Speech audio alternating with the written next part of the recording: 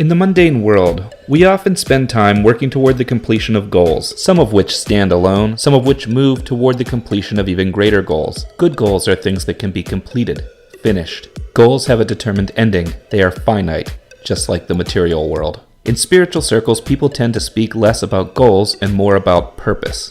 The question, what is my life's purpose, is a common spiritual question. However, this too is finite. The purpose is completed upon the completion of the life. In contrast, the teacher recently asked me to determine my divine agenda. And what is a divine agenda, you might ask? It's something that describes what drives you. It's a reason for existing indefinitely. It makes the assumption, what if there is an afterlife and you continue on for eternity? What then is it that you strive toward doing?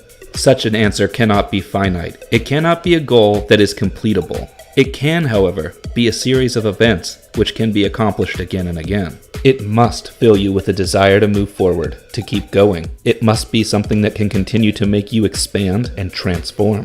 It must be something you could strive for here and now without having to wait to be in an afterlife. Yet it must be something that could be continued were there to be an afterlife.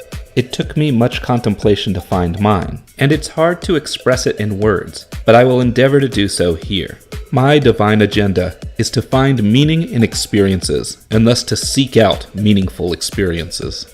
While others may seek power or control, the one thing that keeps me driven, makes me move forward, is understanding things that I didn't understand before, coming to truly know.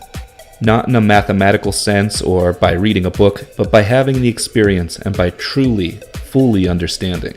Finding meaning within events, within experiences, so profound that they are beyond words. That, for me, is what makes life worth living and what would make an eternal life worth existing within. My personal expansion is an expansion of my understanding.